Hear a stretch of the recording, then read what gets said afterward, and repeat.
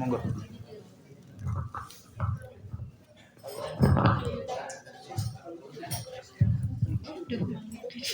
Bismillahirrahmanirrahim. Assalamualaikum warahmatullahi wabarakatuh.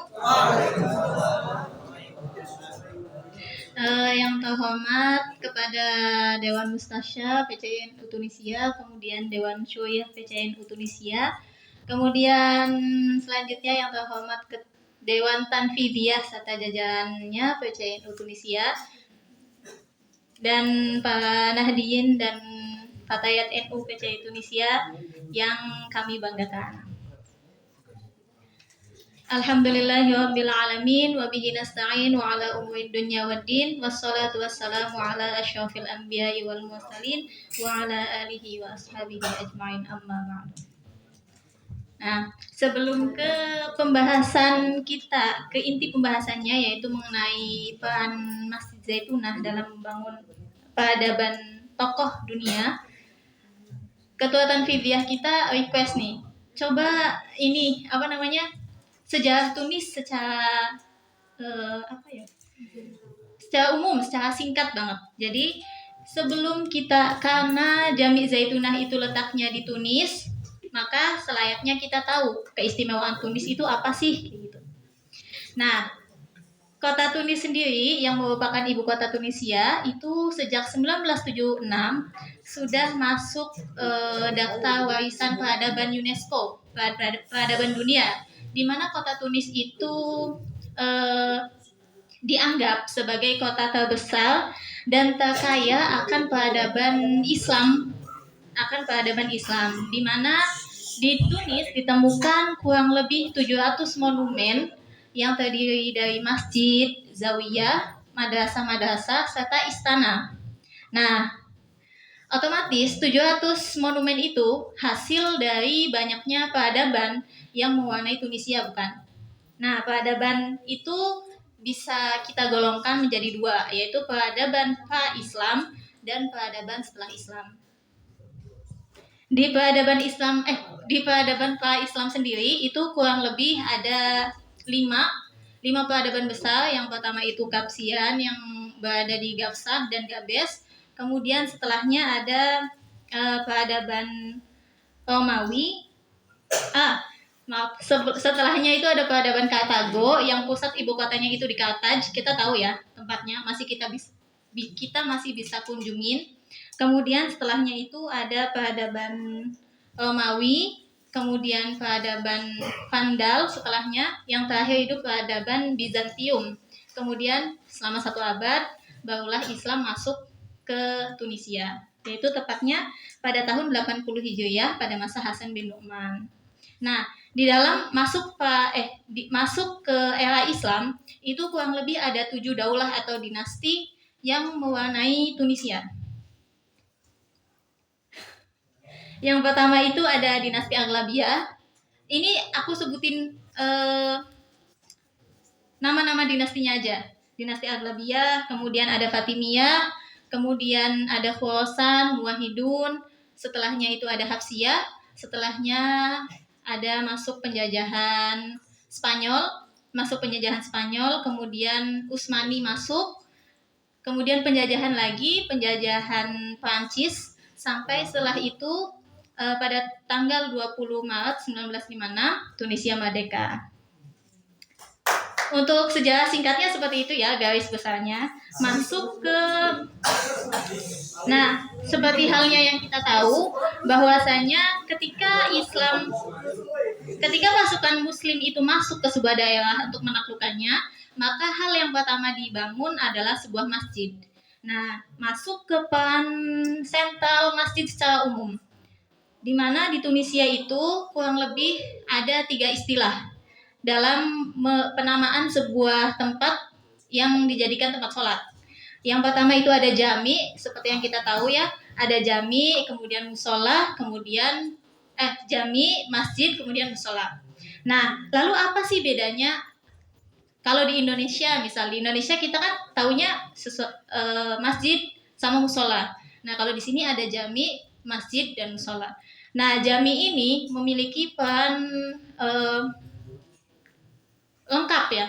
Dari mulai melaksanakan sholat 5 waktu, sholat tarawih, sholat Jumat, kemudian sholat 2 hari raya besar itu dilakukan di jami. Adapun masjid itu hanya dilakukan untuk sholat 5 waktu dan sholat tarawih. Tidak ada sholat Jumat, tidak juga sholat hari raya. Kemudian musola sendiri itu istilah yang jarang digunakan di Tunis karena fungsinya itu hanya untuk melakukan sholat 5 waktu saja. Nah, adapun administrasi jami atau masjid di Tunisia itu dari mulai pemilihan khotib, pemilihan imam, serta pengaturan masjidnya sendiri itu langsung dikelola oleh Kementerian Agama. Nah, selain peran masjid atau peran jami yang di atas, peran jami itu tidak semata-mata untuk tempat ibadah ya, melainkan pada saat itu jami dijadikan tempat diskusi, kemudian tempat belajar mengajar, kemudian juga menjadi tempat pertemuan titik temu masyarakat, kemudian dijadikan benteng juga, dijadikan pelatihan militer juga. Nah, peran vital ini mendorong fasilitas pemerintahan pada saat itu dibangun di sekeliling jami atau masjid.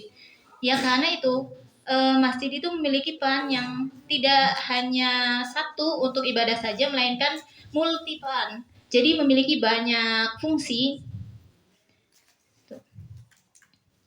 Nah, jami juga memiliki atau mempunyai peran historis, yaitu bagaimana menggambarkan perbedaan peradaban. Seperti yang kita tahu bahwasanya kan daulah banyak, dinasti banyak yang telah mewarnai tanah Tunisia ini. Nah, tentunya masjid itu atau jami itu memiliki karakteristik setiap daulah yang berbeda. Misalnya di Jami Zaitunah itu kita bisa melihat monumen-monumen peninggalan-peninggalan dari setiap dinasti. Misal dinasti Aghlabiyah meninggalkan sebuah tempat pengimaman ataupun kubah di atas yang ada kubah Bahwi, ada kubah Mihrab, itu pun peninggalan dua dinasti yang berbeda. Jadi bisa kita simpulkan bahwasanya masjid atau jami ini memiliki peran historis untuk menggambarkan sebuah perbedaan peradaban. Tidak hanya itu, melainkan masjid atau jami juga memiliki peran dalam menjelaskan atau menggambarkan sebuah perbedaan mazhab fikih. Misalnya masjid di Tunisia ini, jami di Tunisia itu memiliki dua karakteristik yang berbeda antara jami Hanafi dengan jami Maliki. Nah, itu adalah bukti bahwasanya jami memiliki peran untuk membedakan warna mazhab fikih di dalam sebuah negara. Kemudian ada sekte akidah juga. Itu gambaran umum atau gambaran besar mengenai jami atau masjid di Tunisia. Masuk ke Jami Zaitunah sendiri. Untuk pembangunannya atau pendirian Jami Zaitunah sendiri itu memiliki perbedaan pendapat. Ada dua perbedaan pendapat. Yang pertama mengatakan bahwasanya Masjid Zaitunah atau Jami Zaitunah ini dibangun pada awal kali Hasan bin Nu'man datang, yaitu pada tahun 86 Hijriah. Nah, pendapat yang kedua mengatakan bahwasanya Masjid Zaitunah ini tidak dibangun pada masa Hasan bin Nu'man, melainkan pada masa Ubaidillah bin Habhab, yaitu pada tahun 116 Hijriah. Nah, untuk para sejarawan itu berusaha untuk mengkompromikan kedua pendapat tersebut dan menghasilkan bahwasanya Hasan bin Nu'man ialah yang membangun sebuah pondasi. Dalam artian masjid itu sudah ada, tapi belum sekokoh sekarang. Nah, setelahnya pada tahun 30 tahun setelahnya, yaitu pada tahun 116 Hijriah itu, barulah Ubaidillah bin Habhab membangun memperbesar, merenovasi Masjid Zaitunah seperti yang kita lihat saat ini.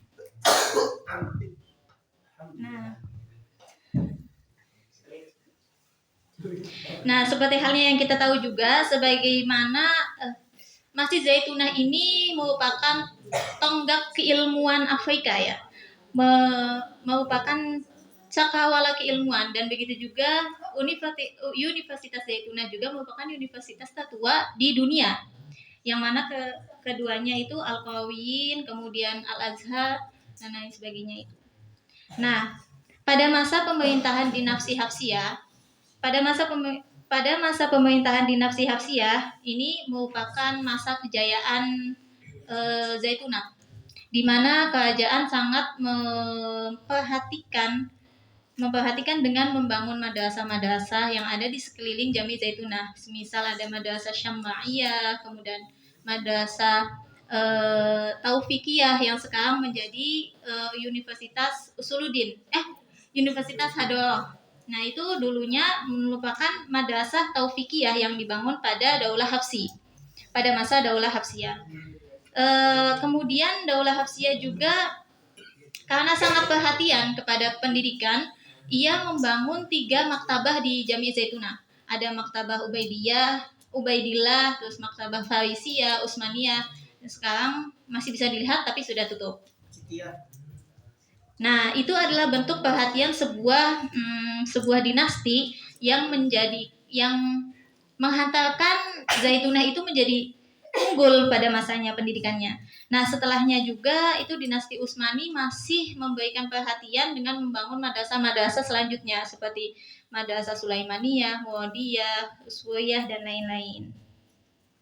Nah, sejak saat itu pula sejak saat itu tuh sejak Daulah Utsmani. Sejak Daulah Utsmani konsep atau silabus pembelajaran itu mulai ditertibkan.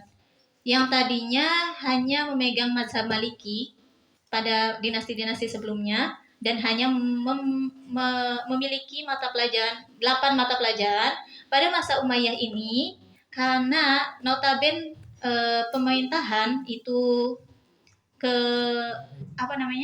Hanafi, notabennya itu memeluk mazhab Hanafi, maka pembelajaran di Jami Zaitunah juga itu diperluas madahnya, yang tadinya 8 menjadi 30. Nah, jadi pada saat itu Jami Zaitunah memiliki 2 varian mazhab, yaitu mazhab Maliki dan mazhab Hanafi.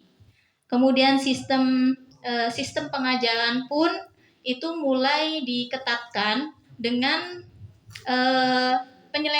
penyeleksian yang dilakukan oleh pemerintah itu sendiri, dengan menyeleksi 30 pengajar, 15 dari Hanafi, 15 dari Maliki. Kemudian kebijakan selanjutnya itu menetapkan sebuah komite pengawas. Komite pengawas untuk mengawasi para pengajar Jami Zaitunah. Dari sini juga mulai adanya gaji bagi para pengajar dan para pengawas Jami Zaitunah yang diambil dari Baitul Mal. Nah, semua perhatian ini itu adalah upaya untuk mengembangkan keilmuan di Zaitunah itu sendiri, dari mulai penyeleksian, pentertiban mata pelajaran, kemudian gaji juga, menggaji pengajar-pengajar di sana. Sistem pengajar dan sistem belajar dan mengajar di Zaitunah itu terus mengalami revolusi yang berkembang dari masa ke masa, dibekali dengan para pengajar yang kompeten. Kemudian khususnya pada masa awal itu Zaitunah berada di tangan para ulama yang kosmopolitan atau memiliki wawasan keilmuan yang banyak dan luas. Nah, seperti contohnya itu ada Khalid bin Abi Imran, terus Ali bin Ziyad, Asad bin Fuad, Imam Sahnun dan lain sebagainya. Hal itu tentu mampu menghantarkan dan melahirkan para sejarawan dan intelektual serta cendekiawan lulusan Jami Zaitunah itu sendiri. Baik itu yang dimana mereka itu tersohor di kancah nasional ataupun internasional. Nah, di antara alumnus Zaitunah yang menjadi intelektual terkemuka di dunia, kita ambil salah satunya itu Ibnu Khaldun. Nah, Ibnu Khaldun ini seorang sejarawan, kemudian sering juga kita sebut sebagai tokoh ekonomi atau tokoh sosial. Kemudian beliau juga merupakan beliau memiliki menguasai baik itu ilmu agama dan ilmu umum ya ibaratnya. Jadi di sini bisa kita ambil pelajaran bahwasanya ketika kita menerapkan manhaj Zaituni kayak gitu, kemudian dibarengi dengan pengetahuan ilmu umum, daya kritis, daya amat yang baik, kemudian pengembaraan keilmuan juga, maka kita mungkin gitu menjadi sosok seperti Ibnu Khaldun ini. Nah, yang kedua dengan Ibnu Khaldun itu memiliki karangan yang luar biasa yaitu Al-Muqaddimah. Dan alhamdulillahnya kita diberi kesempatan untuk bisa mengaji karya yang luar biasa ini. Nah, yang kedua itu ada Imam Ibnu Arafah. Beliau adalah seorang faqih madhab Maliki, kemudian mufassir juga, di mana beliau pada masanya itu menjadi rujukan fikih Maliki. Yang terakhir itu ada Syekh Thahir Ibnu Asyur. Nah, beliau juga seorang mufassir dengan kitabnya yang fenomenal yaitu At-Tahrir wa Tanwir. Kemudian seorang Bapak Maqasidi kedua setelah Imam Syatibi. Nah, dengan kitabnya Maqasidus Syariah fil Islam. Beliau juga merupakan reformis dan pembaharu di dalam ranah sosial dan pendidikan. Nah, alhamdulillahnya juga PCINU menyediakan komunitas yang mengkaji karya-karya beliau. Itu Asyoya.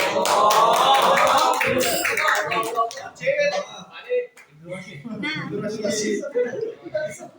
itu adalah salah tiga alumnus Zaitunah yang terkemuka pada masanya. Semoga kita kedepannya bisa menjadi next alumnus Zaitunah yang memiliki intelektual yang baik dan bisa mencerminkan keilmuan Zaitunah yang baik juga.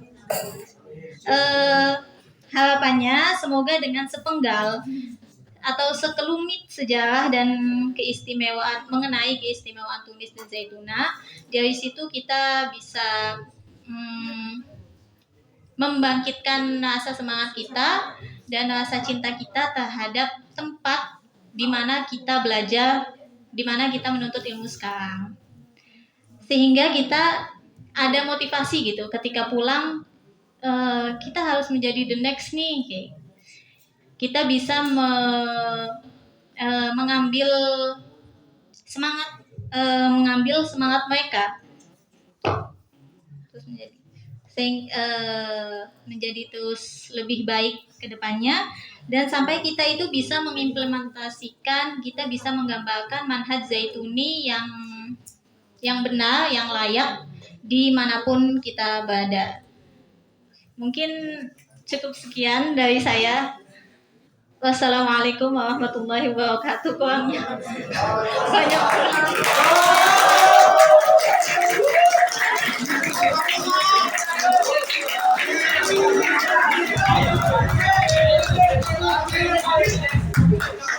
Oh ya, satu lagi. Ini kan mengenai sejarah sekecil itu hanya sebagian debu lah ibaratnya kayak gitu. Masih banyak yang harus digali. Nah, bagi yang penasaran mengenai sejarah Tunis, khususnya follow IG Sajin Tunis ya. Udah.